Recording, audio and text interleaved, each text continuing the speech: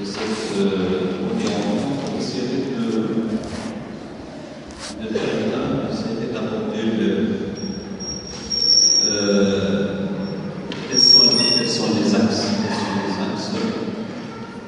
de cette matière qui s'intitule Production de droit. Quels sont les axes que je dois, au cours bien sûr de ce semestre, d'abord, tout simplement, je vous parlerai des axes. C'est-à-dire, quels sont les thèmes que je devrais bien sûr aborder au cours de ce semestre. L'introduction à l'étude du droit, bien sûr, c'est l'intitulé du cours que j'essaierai d'assurer au cours de ce semestre. Le mot droit employé ici a deux significations. Introduction à l'étude du droit. Le mot droit utilisé ici a deux significations, deux sens. La première signification, c'est celle qui considère le droit comme un ensemble de règles qui régissent les rapports au sein d'une société. Et ces règles-là, bien sûr, doivent être respectées au besoin par la contrainte étatique. Voilà la première signification, le premier sens des mots droit. Droit signifie, c'est le premier sens, sa première signification signifie un ensemble de règles. Un ensemble de règles qui régissent les rapports qui s'établissent au sein d'une société. Et ces règles-là, bien sûr, doivent être respectées, sinon on est sanctionné. Voilà la première signification de ce qu'on appelle le droit. Mais le droit n'a pas que cette signification, n'a pas que ce sens-là. Le droit a une autre signification. Le droit, tout simplement, donc, sa deuxième signification, dans son deuxième sens, signifie un ensemble de prérogatives reconnues aux personnes, à une personne, et dont elle peut se prévaloir dans ses rapports avec les autres personnes. En d'autres termes, le droit, dans sa deuxième signification, tout simplement désigne un ensemble de droits. Comme par exemple le droit de la propriété, les droits politiques, comme par exemple le droit de créer un parti politique, le droit de créer une association, ce sont des droits. Donc le droit, comme je l'ai dit, a le sens dans sa première signification, signifie un ensemble de règles qui régissent les rapports qui s'établissent au sein d'une société. Et le droit a une deuxième signification, c'est tout simplement l'ensemble de droits dont bénéficient les personnes, qu'elles soient physiques ou morales, ces personnes physiques ou morales. En français, il y a un seul mot qui a deux sens, c'est le droit. En arabe, on dit al-qanoun wal-huquq aw al-haqq. En français, il y a un seul mot, c'est le droit. Mais le droit a deux sens. Le droit, dans sa première signification, c'est un ensemble de règles. Il s'agit des règles. Ce n'est pas des droits, il s'agit des règles qui régissent les relations, les rapports au sein d'une société donnée. Ces règles-là, bien sûr, elles sont contraignantes. Ces règles-là, elles doivent être respectées, elles sont obligatoires. Si on ne les respecte pas, bien sûr, on est sanctionné. Voilà la première signification du mot droit. La deuxième signification Le mot droit signifie un ensemble de droits dont bénéficient les personnes. Qu'elles soient physiques, qu'elles soient morales. C'est sur deux significations, c'est sur ces deux significations du mot droit que ce cours-là d'introduction à l'étude de droit se focalise.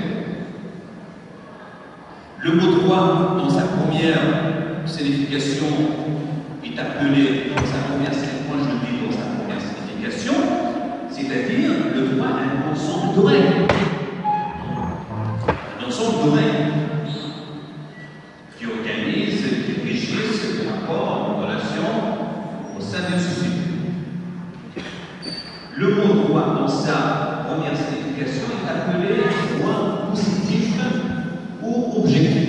On l'appelle droit positif et on le qualifie aussi d'objectif. Mais le mot droit, dans sa deuxième signification, qui signifie bien sûr un ensemble de droits dont bénéficient les personnes, soit qu'elles soient morales ou physiques, le mot droit, dans ce cas-là, on le qualifie de subjectif. Donc, on a le droit objectif et les droits subjectifs. Donc, le cours d'introduction du droit se focalisera sur ces deux significations. Donc, ce cours-là sera divisé en deux parties. La première partie s'intitulera le droit objectif ou le droit positif, c'est-à-dire dans quel sens? Dans le sens que le droit signifie un ensemble de règles. Et la deuxième partie s'intitulera les droits subjectifs, c'est-à-dire l'ensemble des droits dont peuvent bénéficier les personnes, qu'elles soient physiques ou qu'elles soient morales. Voilà les deux parties de ce cours. La première partie se focalisera sur ce problème. Elle s'intitulera le droit positif ou le droit objectif. Et la deuxième partie s'intitulera les droits subjectifs. La première partie, que j'intitulerai le droit positif ou le droit objectif, contiendra 4 chapitres. Le premier chapitre portera sur les caractéristiques de la règle de droit. Les caractéristiques de la règle de droit. Et aussi, ce premier chapitre portera sur les caractéristiques du droit et les caractéristiques de certaines autres règles de conduite sociale. Ici, je me focaliserai seulement concernant les autres règles de conduite sociale.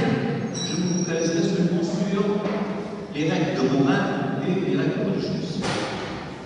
En essayant de les comparer, c'est-à-dire de comparer les règles de morale et les règles religieuses avec la règle de droit.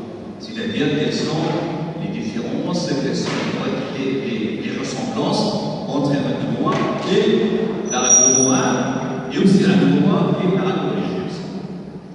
Concernant d'abord les caractéristiques de la règle de droit,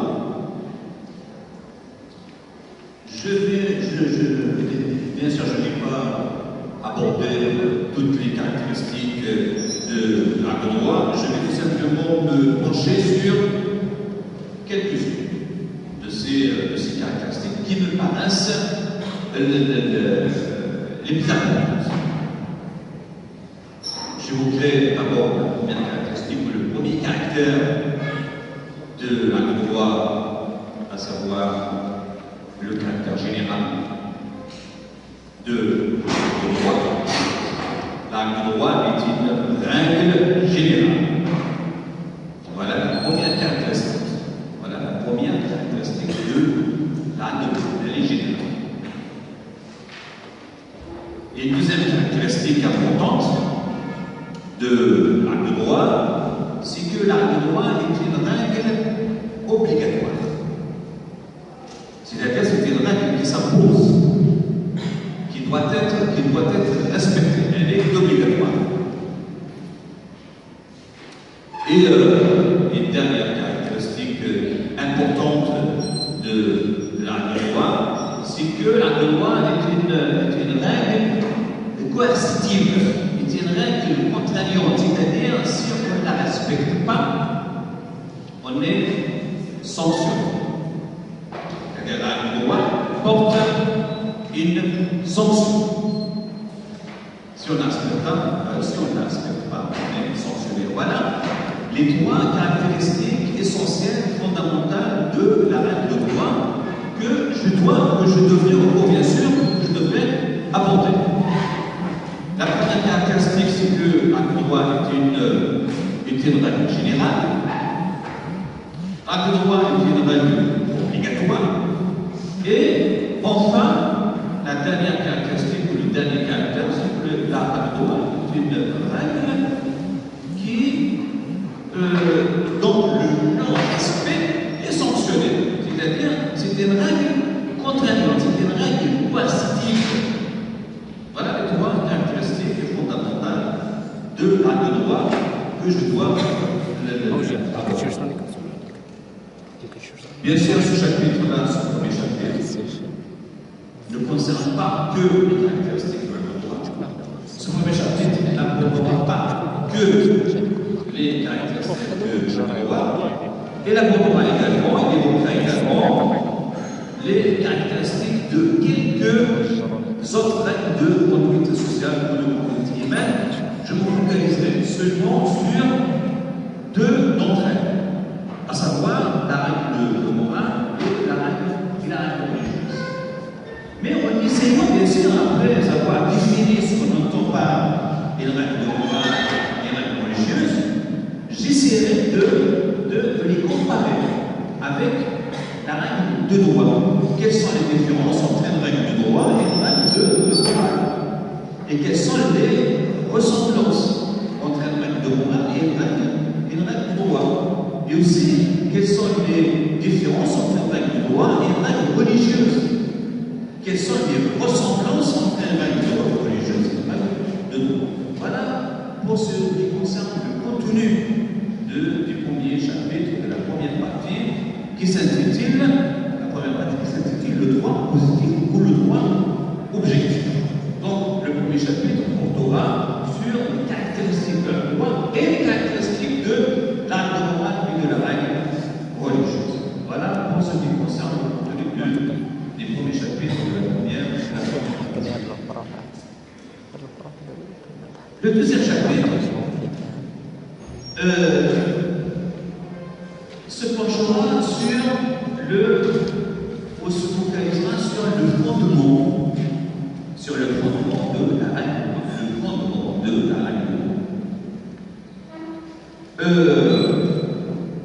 Qu'est-ce qu'on entend par le fondement de la règle? On n'entend pas le fondement de la loi, tout simplement sa justification.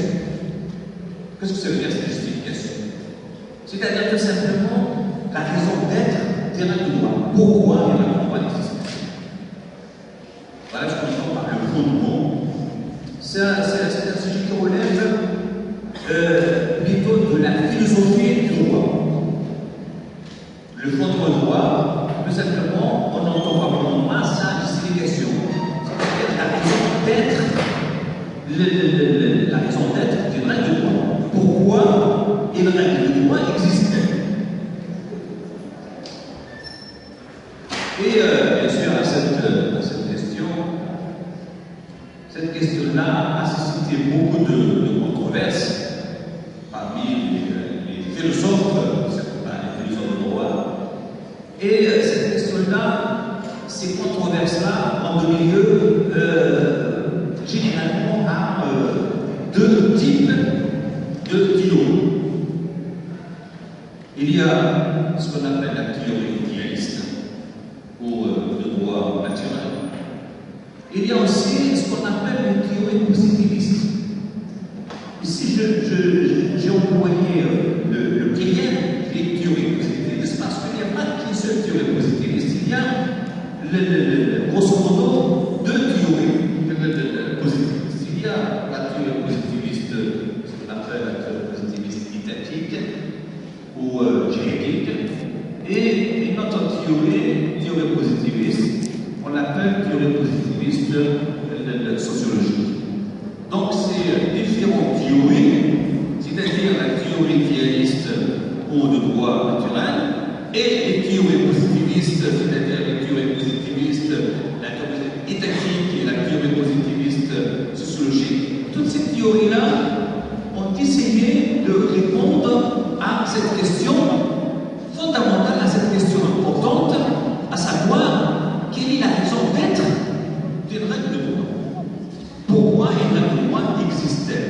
Ces différentes théories-là, c'est-à-dire la théorie idéaliste et les théories positivistes, ont essayé de répondre à cette question de la justification de la règle de droit, à la question de la raison d'être d'une règle de droit.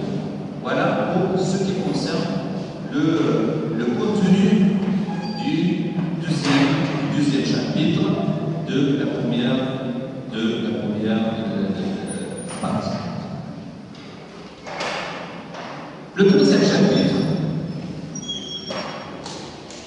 se bornera sur la division du travail, sur la division du droit, ou sur la classification du droit.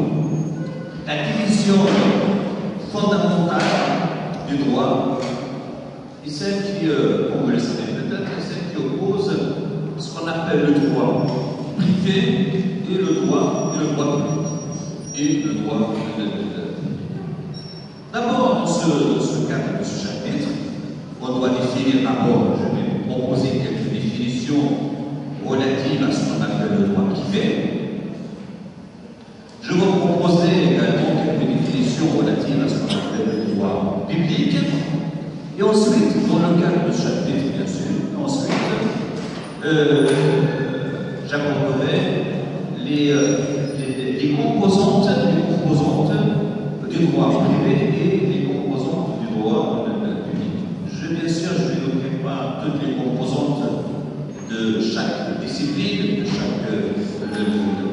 droit public et du droit privé, mais seulement j'évoquerai les composantes principales, les composantes fondamentales, les composantes importantes de chaque discipline, c'est-à-dire du droit privé et du droit public. Concernant le droit privé, j'évoquerai seulement les trois composantes, ces trois composantes, à savoir le droit commercial, le droit civil et le droit international privé. Concernant le droit public, j'aborderai les quatre composantes de ce qu'on appelle le droit public, à savoir le droit constitutionnel, le droit administratif, le droit de finances publiques et enfin une dernière composante, il s'agit de droit international public. Voilà les composantes du droit privé et du droit public que j'essaierai d'aborder bien sûr quand j'évoquerai ce chapitre, ce troisième chapitre. Un autre point important, un autre élément très intéressant concernant ce chapitre qui porte sur la division du droit, un autre élément important, c'est il s'agit des critères. C'est très important, il s'agit des critères de la distinction entre le droit privé et le droit public. Quels sont les critères de la distinction entre le droit public et le droit privé? Donc je ne terminerai pas ce chapitre, je n'achèverai pas ce chapitre, ce troisième chapitre, sans aborder, sans évoquer les différents critères de la distinction entre ce qu'on appelle le droit privé et le droit public. Le quatrième chapitre, le quatrième chapitre de la toujours je parle ici de la première partie, la première partie se focalisera sur les sources du droit, ou les sources de la droit, les sources du droit. C'est le chapitre le plus long et le chapitre le plus important. C'est le chapitre le plus long et le chapitre le plus important. Il s'agit là des sources de la règle de la loi. L'examen des sources de la loi nous permet d'en distinguer deux catégories. La première catégorie, il s'agit de ce qu'on appelle les sources directes de la loi, sources directes. Et la deuxième catégorie, il s'agit là des sources indirectes de la loi. Concernant les sources directes de la loi, il y a les traités internationaux, les sources directes de la règle de loi. Il y a les traités internationaux ou les conventions internationales. Il y a aussi, parmi les sources directes de la loi, il y a la Constitution. Parmi les sources de la loi, il y a aussi les lois. Il y a le règlement. Et enfin, je parle toujours des sources directes. Et enfin, il y a la coutume. Concernant les sources indirectes,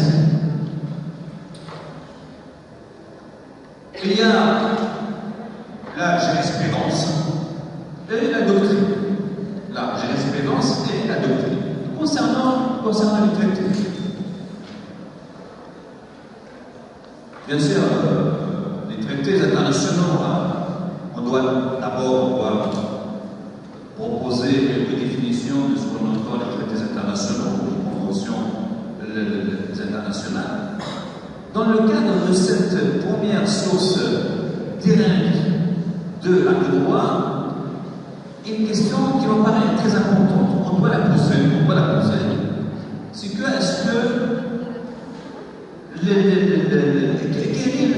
le statut, quelle est la place des traités internationaux ou des conventions internationales, la place par rapport à la loi interne, par rapport au droit interne, au droit national.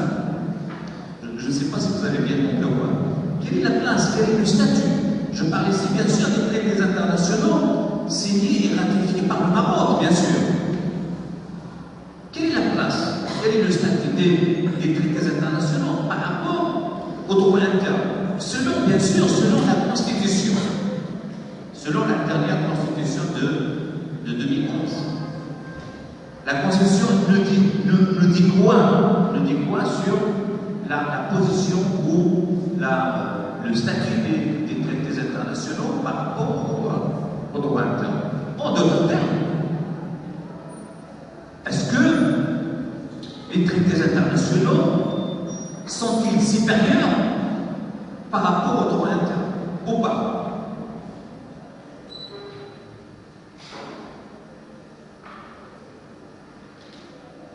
Quand on dit elles sont supérieures, c'est-à-dire les traités internationaux sont-ils pas supérieurs par rapport à la loi interne? C'est-à-dire que la loi interne, le droit interne doit bien sûr être conforme aux traités internationaux.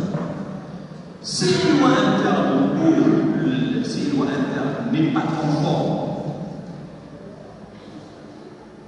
à un traité international, cette loi est considérée comme inconstitutionnelle et considérée comme non conforme à la Constitution. C'est un point important, bien sûr. Je reviendrai sur cet élément en détail lorsque j'aborderai bien sûr les traités internationaux en source directe de la loi. je peux vous dire tout simplement quelques mots. En revenant à la Constitution, en se référant à la Constitution, on peut dire qu'il y a deux lectures. La première lecture, c'est celle qui considère que les traités internationaux sont supérieurs ou bénéficient d'une supériorité, bénéficient d'une primauté par rapport à la loi interne. Et les partisans de cette première lecture, bien sûr, avancent, évoquent un certain nombre d'arguments sur lesquels ils se basent, ils s'appuient pour défendre le fait, l'idée que, selon la Constitution marocaine, bien sûr, que les traités internationaux sont supérieurs par rapport au droit interne. Donc, la loi interne doit impérativement être conforme à la Constitution, sinon la loi est considérée comme inconstitutionnelle. Et je vais bien sûr, quand j'évoquerai cette question-là, j'évoquerai l'ensemble d'arguments évoqués par les partisans de cette première lecture. Et une deuxième lecture. Une deuxième lecture qui considère que la position de la Constitution marocaine est une position ambiguë, est une position floue, elle n'est pas claire. Bien sûr, les partisans de cette deuxième lecture évoquent eux aussi un certain nombre d'arguments sur lesquels ils se fondent pour défendre cette idée-là que la Constitution, l'attitude de la Constitution vis-à-vis de la position du statut des traités internationaux par rapport au droit interne est une attitude ambiguë et floue. Je ne sais pas si vous avez bien compris ce que je veux dire ou pas. De toute façon, je reviendrai bien sûr sur cette question en détail lorsque j'évoquerai cette question des traités internationaux. Est-ce que les traités internationaux, bien sûr, sont supérieurs ou pas par rapport à la loi interne? Et une deuxième source de l'acte de droit, c'est la loi. La loi. Et une deuxième source directe de l'acte de droit. Concernant cette deuxième source, la loi, d'abord, je vous proposerai quelques définitions. Qu'est-ce qu'on entend par la loi? C'est la première chose. Deuxième chose, l'élaboration de la loi. C'est-à-dire, quelles sont les étapes par lesquelles doit passer la loi avant sa mise en application. Il y a plusieurs étapes, 4 ou 5 étapes par lesquelles doit passer une loi avant sa mise en œuvre, avant sa mise en application. D'abord, on propose la loi.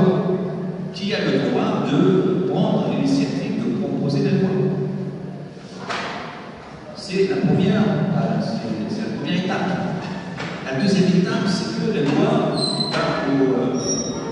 on l'examine. On l'examine dans le cadre de ce qu'on appelle les commissions permanentes. Et aussi, on vote la loi. Après son examen, on vote la loi. Après le vote de la loi, on l'a promulguée. Le roi, c'est lui qui a le droit de promulguer les lois votées par le Parlement, par ce qu'on appelle tahir. Après la promulgation, la publication de la loi au bulletin officiel. Voilà les 5 étapes par lesquelles, bien sûr, doit passer la loi avant sa mise en application. Concernant toujours la loi, un autre élément qui doit être abordé, bien sûr, il s'agit de l'application de la loi. L'application de la loi dans l'espace et l'application de la loi dans le temps. Toujours concernant cette source de d'un droit qui est la loi. Après, bien sûr, l'application de la loi. On doit aborder également, évoquer l'abrogation de la loi. Les lois, bien sûr, la loi n'est pas éternelle. Elle peut être modifiée, elle peut être même abrogée. Donc l'abrogation de la loi, c'est quoi l'abroger de la loi? Abroger la loi, c'est-à-dire mettre fin à l'existence de la loi si les circonstances l'exigent, bien sûr. Lorsque les raisons d'être des lois n'existent plus, on abroge la loi. On l'abroge. C'est-à-dire on met fin à la loi. Voilà pour ce qui concerne la deuxième source de la loi qui est la loi qui est la loi.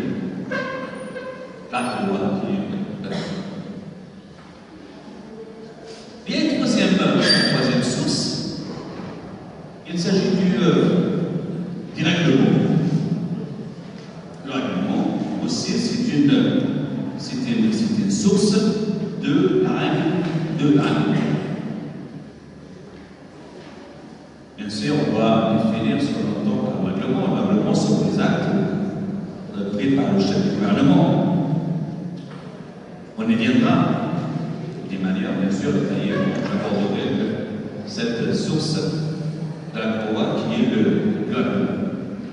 Il y a une autre source, une quatrième source, c'est la coutume. Je parle toujours ici des sources des règles de la règle de droit. Il y a les traités internationaux. J'ai oublié une autre source. La Constitution, bien sûr. Il y a la loi, il y a le règlement. Et enfin, il y a ce qu'on appelle la coutume. La coutume. Concernant les sources indirectes, il y a deux sources indirectes. Il s'agit de la jurisprudence et de la doctrine. Il y a deux sources, la jurisprudence et la doctrine. Voilà pour ce qui concerne, grosso modo, pour ce qui concerne le contenu de la première partie. Je vous ici. La première partie s'intitule le droit objectif. Elle contient, cette première partie, elle contient 4 chapitres. Le premier chapitre porte sur les caractéristiques de l'acte de droit et les caractéristiques de l'acte de droit et de la règle religieuse. Le deuxième chapitre porte sur le fondement de la règle de droit. Le troisième chapitre se focalisera sur la division ou la classification des droits, le droit privé et le droit public. Et un dernier chapitre se bornera sur les sources de la règle de droit. Concernant les sources de la règle de droit, il y a les sources directes et les sources indirectes. Concernant les sources directes, on abordera les traités internationaux, la Constitution, les lois, le règlement, la coutume. Concernant les sources indirectes, il s'agira de la jurisprudence et de la doctrine.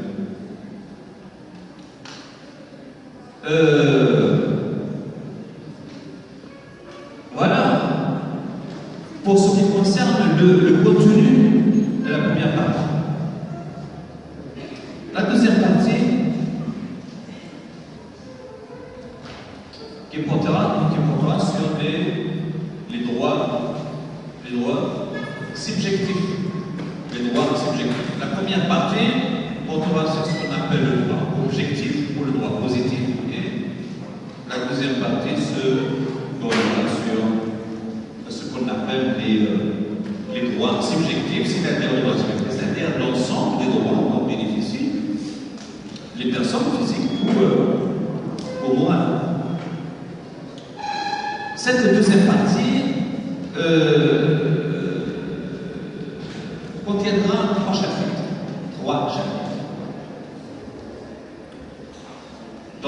chapitre, j'essaierai d'aborder les sujets, on appelle ça les sujets du droit subjectif.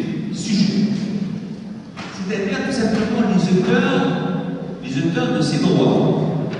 Et quels sont les auteurs de ce droit? Les sujets de droit subjectifs. C'est-à-dire les personnes physiques ou les personnes morales. Les personnes physiques et les personnes morales. Le premier chapitre, on portera sur les sujets des droits subjectifs. Ou les auteurs de ces droits, c'est-à-dire les personnes physiques et les personnes morales. Le deuxième chapitre sera consacré à l'étude des catégories des droits subjectifs. Il y a deux catégories des droits subjectifs. Il y a ce qu'on appelle les droits patrimoniaux, et ce qu'on appelle les droits extra-patrimoniaux. C'est quoi les droits patrimoniaux? C'est-à-dire les droits qui ont des valeurs pécuniaires, qui s'appliquent sur l'argent. Comme par exemple le droit de propriété. C'est un droit patrimonial. Le droit de propriété. C'est un droit. Pourquoi c'est un droit patrimonial? Parce qu'il a une valeur pécuniaire. Il s'applique sur l'argent. Et il y a une autre catégorie, il s'agit des droits extra-patrimoniaux. Ce sont des droits qui n'ont pas une valeur pécuniaire et qui ne s'apprécient pas en argent. Comme par exemple les droits, quels sont les droits qui n'ont pas une valeur pécuniaire et qui ne s'apprécient pas en argent? Par exemple, les droits politiques, par exemple, le droit de vote. Le droit de vote, c'est un droit extra-patrimonial. Pourquoi? Parce qu'il n'a pas une valeur pécuniaire et il ne s'apprécie pas en argent.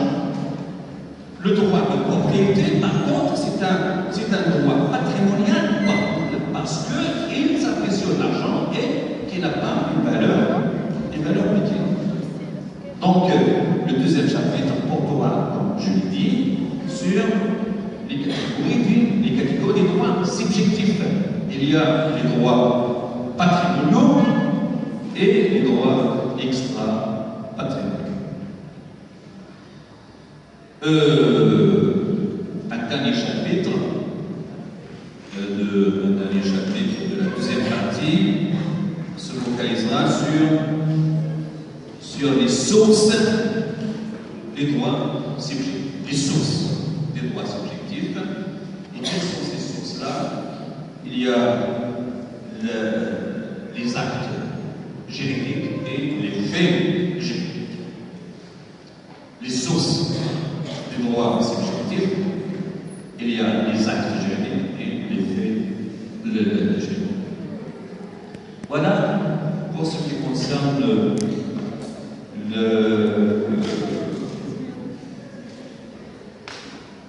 le contenu de ce cours d'introduction à l'étude de droit. Pour ce qui concerne les références,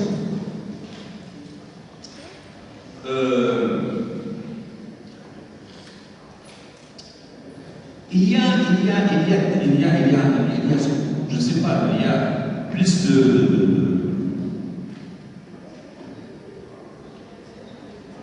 il y a plusieurs, je ne sais pas combien, mais il y a plusieurs ouvrages, plusieurs manières, plusieurs livres qui portent sur ce cours-là, qui portent sur la connexion avec le droit, et qui sont disponibles ici à la faculté de droit. Mais j'aimerais vous proposer, comme je l'ai fait avec vos collègues des premiers groupes, j'aimerais vous proposer deux ouvrages. Il s'agit de l'ouvrage de Mohamed Jalil. Moi, personnellement, je me suis beaucoup appuyé sur ce manuel, sur cet ouvrage, qui est très intéressant, des professeurs que j'avais fait, qui s'intitulait Introduction à l'étude du droit. Je me suis appuyé surtout sur sa 10e édition, qui date de 2010. Pourquoi j'ai choisi cet ouvrage? Pourquoi je vous propose cet ouvrage-là? Tout simplement parce que il est écrit d'une manière très claire. Elle est très claire. Il est facile à le lire. Et un autre ouvrage qui est aussi facile à lire, qui est très clair aussi, il est écrit de manière très claire. Il s'agit des livres de Mohamed Benaya qui s'intitule Introduction générale. Bien sûr,